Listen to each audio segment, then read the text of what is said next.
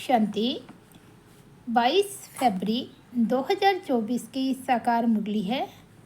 बाबा बोले, मीठे बच्चे, इस शरीर से जीते जी मरने के लिए अभ्यास करो। मैं भी आत्मा, तुम भी आत्मा। इस अभ्यास से ममत्व निकल जाएगा। प्रश्न है, सबसे ऊंची मंजिल कौन सी है? उस मंजिल को प्राप्त करने वालों की निशानी क्या होगी? उत्तर है, सभी देहधारियों से ममत्व टूट जाए, सदा भाई भाई की स्मृति रहे। यही है ऊंची मंजिल। इस मंजिल पर वहीं पहुंच सकते हैं जो निरंतर देही अभिमानी बनने का अभ्यास करते हैं। अगर देही अभिमानी नहीं तो कहीं ना कहीं फंसते रहेंगे, या अपने शरीर में या किसी ना किसी मित्र संबंधी के शरीर में। उन्हें कोई की बात अच्छी लगेगी या कोई का शरीर अच्छा लगेगा। ऊंची मंजिल पर पहुंचने वाले जिस्म अर्थात देह से प्यार नहीं कर सकते, उनका शरीर का भान टूटा हुआ होगा। ओम शांति। रूहानी बाप रूहानी बच्चों को कहते हैं, देखो मैं तुम सभी बच्चों को आप समान बनाने आया हूँ। अब बाप आप समान बनाने कैसे आएंगे? वह है निराकार। कहते हैं, मैं निराकार हूँ। तुम बच्चों को आप समान अर्थात निराकारी बनाने, जीते जी मरना सिखलाने आया हूँ। बाप अपने को भी आत्मा समझते हैं ना? इस शरीर का भान नहीं है। शरीर में रहते हुए भी शरीर का भान नहीं है। यह शरीर उनका तो नहीं है ना? तुम बच्चे भी इस शरीर का भान निकाल दो। तुम आत्माओं को ही मेरे साथ चलना है। यह शरीर जैसे मैंने लोन लिया है, वैसे आत्माएं भी लोन लेती है पार्ट बजाने लिए। तुम जन्म जन्मांतर शरीर लेते आए हो। अब जैसे मैं जीते जी इस शरीर में हूँ, परंतु हूँ तो न्यारा अर्थात मरा हुआ। मरना शरीर छोड़ने को कहा जाता है। तुमको भी जीते जी इस शरीर से मरना है। मैं भी आत्मा, तुम भी आत्मा। तुमको भी मेरे साथ चलना है या यहाँ ही बैठना है। तुम्हारा इस शरीर में जन्म जन्मांतर का मोह है। जैसे मैं अशरीरी हूँ, तुम भी जीते जी अपने को आत्मा समझो, अशरीरी समझो। हमको अब बाबा के साथ जाना है।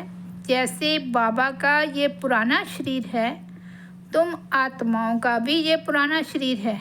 पुरानी जुत्ती को छोड़ना है।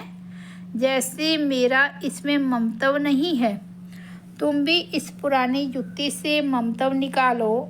तुमको ममत्व रखने की आदत पड़ी हुई है, हमको आदत नहीं है। मैं जीते जी मरा हुआ हूँ। तुमको जीते जी मरना है, मेरे साथ चलना है। तो अब यह प्रैक्टिस करो। शरीर का कितना भान रहता है, बात मत पूछो। शरीर रोगी हो जाता है तो भी आत्मा उसको छोड़ती नहीं है। इससे ममत्व निकालना पड़े। हमको तो बाबा के साथ जाना जरूर है। अपने को शरीर से न्यारा समझना है। इसको ही जीते जी मरना कहा जाता है। अपना घर ही याद रहता है। तुम जन्म जन्मांतर से इस शरीर में रहते आए हो, इसलिए तुमको मेहनत करनी पड़ती है, जीते जी मरना पड़ता है। मैं तो इसमें आता ही टेम्परेरी हूँ। तो मरकर चलने से अर्थात अपने को आत्मा समझकर चलने से कोई भी देहधारी में ममत्व नहीं रहेगा। अक्सर करके किसी न किसी का किसी में मोह हो जाता है, बस उसको देखने बगैर रह नहीं सकते। ये देहधारी की याद एकदम उड़ा देनी चाहिए, क्योंकि बहुत बड़ी मंजिल है। खाते पीते जैसे कि इस शरीर में हूँ ही नहीं। यह अवस्था पक्की करनी है, तब 8 रत्नों की माला में आ सकते हैं। मेहनत बगैर थोड़े ही ऊंच पद मिल सकता है। जीते जी देखते हुए समझो कि मैं तो वहाँ का रहने वाला हूँ। जैसे बाबा इसमें टेम्परेरी बैठा है, ऐसे अब हमको भी घर जाना है। जैसे बाबा का ममत्व नहीं है, वैसे हमको भी इसमें ममत्व नहीं रखना है। बाप को तो इस शरीर में बैठना पड़ता है तुम बच्चों को समझाने के लिए। तुमको अब वापस चलना है, इसलिए कोई देहधारी में ममत्व ना रहे। ये फलानी बहुत अच्छी है, मीठी है, आत्मा की बुद्धि जाती है ना। बाप कहते हैं शरीर को नहीं, आत्मा को देखना है। शरीर को देखने से तुम फंस मरेंगे। बड़ी मंजिल है। तुम्हारा भी जन्म जन्मांतर का पुराना ममत्व है। बाबा का ममत्व नहीं है, तब तो तुम बच्चों को सिखलाने आया हूँ। बाप खुद कहते हैं मैं तो इस शरीर में नहीं फंसता हूँ, तुम फंसे हुए हो। मैं तुमको छुड़ाने आया हूँ। तुम्हारे 84 जन्म पूरे हुए, अब शरीर से भान निकालो। देही अभिमानी होकर ना रहने से तुम कहीं ना कहीं फंसते रहेंगे। कोई की बात अच्छी लगेगी, कोई का शरीर अच्छा लगेगा, तो घर में भी उनकी याद आती रहेगी। जिस्म पर प्यार होगा तो हार खा लेंगे। ऐसे बहुत खराब हो जाते हैं। बाप कहते हैं स्त्री पुरुष का संबंध छोड़ अपने को आत्मा समझो। यह भी आत्मा, हम भी आत्मा। आत्मा समझते समझते शरीर का भान निकलता जाएगा। बाप की याद से ही विकर्म भी विनाश होंगे। इस बात पर तुम अच्छी तरह से विचार सागर मंथन कर सकते हो। विचार सागर मंथन करने बगैर तुम उछल नहीं सकेंगे। यह पक्का होना चाहिए कि हमको बाप के पास जाना है ज़रूर। मूल बात है याद की। 84 का चक्कर पूरा हुआ, फिर शुरू होना है। इस पुरानी देह से ममत्व नहीं हटाया तो फंस पड़ेंगे, या अपने शरीर में या कोई मित्र संबंधी के शरीर में। तुमको तो किससे भी दिल नहीं लगानी है। अपने को आत्मा समझ बाप को याद करना है।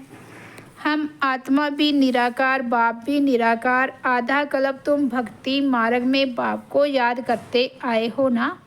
हे प्रभु कहने से शिवलिंग ही सामने आएगा। कोई देहधारी को हे प्रभु कह ना सके। सभी शिव के मंदिर में जाते हैं, उनको ही परमात्मा समझ पूजते हैं। ऊंचे ते ऊंचा भगवान एक ही है। ऊंचे ते ऊंचा अर्थात परम धाम में रहने वाला। भक्ति भी पहले अव्यभिचारी होती है एक की, फिर व्यभिचारी बन जाती है। तो बाप बार बार बच्चों को समझाते हैं कि तुमको ऊंच पद पाना है तो यह प्रैक्टिस करो। देह का भान छोड़ो। सन्यासी भी विकारों को छोड़ते हैं ना। आगे तो सतो प्रधान थे, अभी तो वह भी तमो प्रधान बन पड़े हैं। सतो प्रधान आत्मा कशिश करती है, अपवित्र आत्माओं को खींचती है, क्योंकि आत्मा पवित्र है। भल पुनर्जन्म में आते हैं तो भी पवित्र होने के कारण खींचते हैं।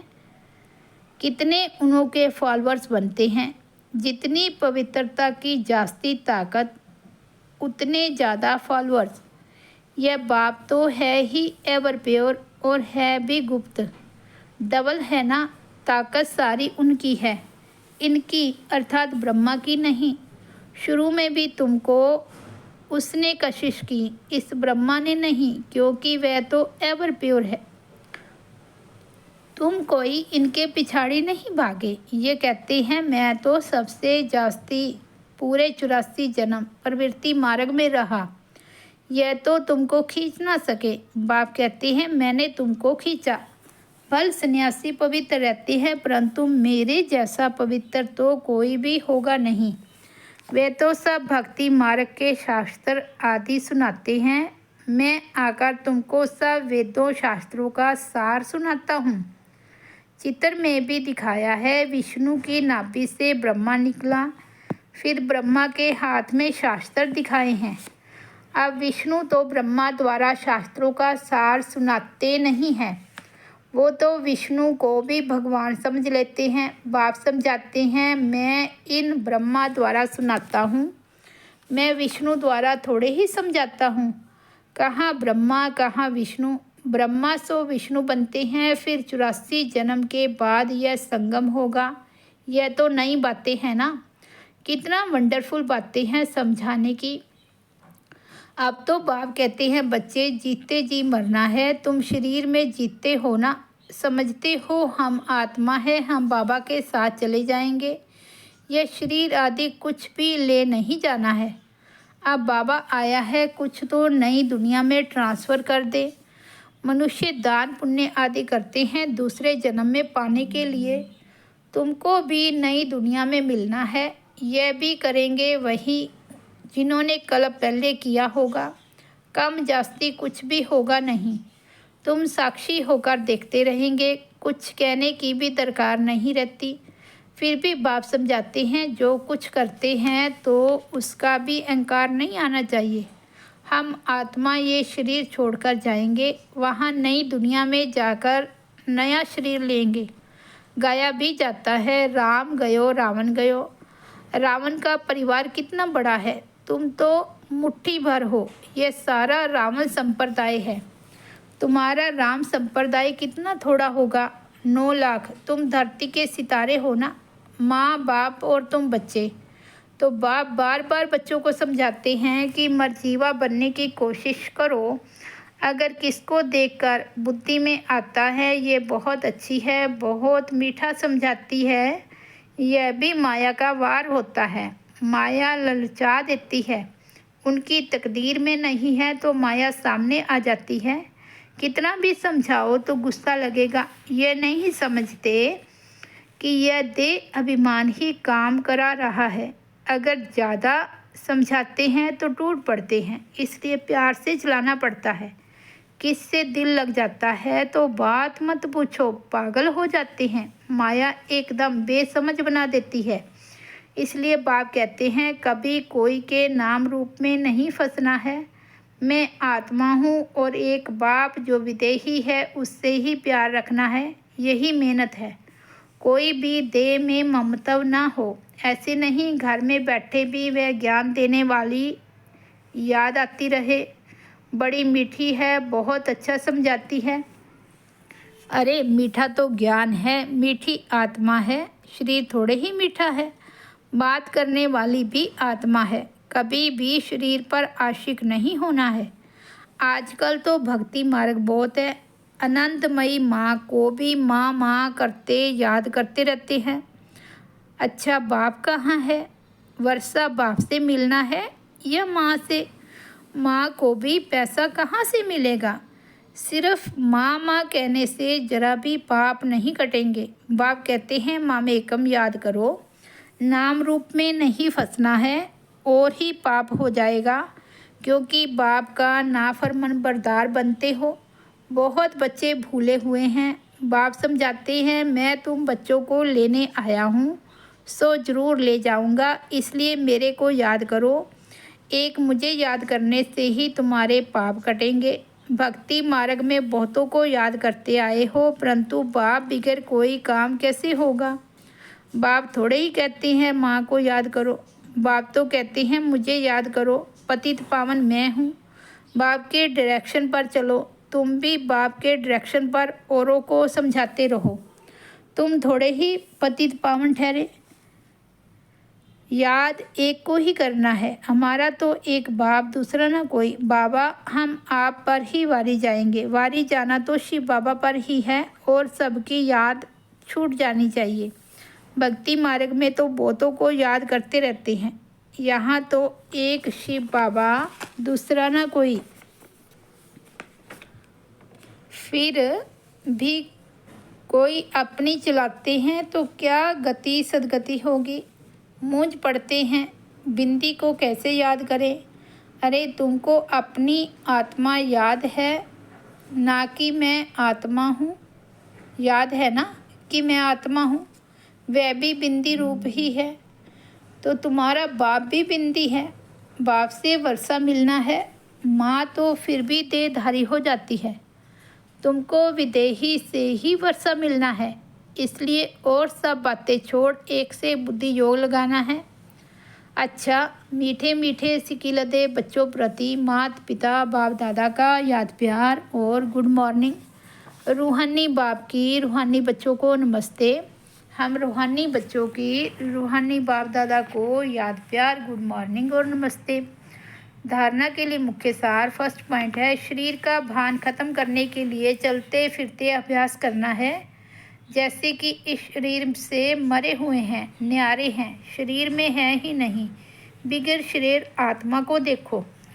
कभी भी किसी के शरीर पर तुम्हें आशिक नहीं होना है। एक विदेही बाप से ही प्यार रखना है, एक से ही बुद्धि योग लगाना है। वरदान है, सेवा और सब पुरुषार्थ के बैलेंस द्वारा ब्लेसिंग प्राप्त करने वाले कर्म योगी भव। कर्म योगी अर्थात कर्म के समय भी योग का बैलेंस हो। सेवा अर्थात कर्म और सब पुरुषार्थ अर्थात योग युगत। इन दोनों का बैलेंस रखने के लिए एक ही शब्द याद रखो कि बाप करावनहार है और मैं आत्मा करणहार हूँ।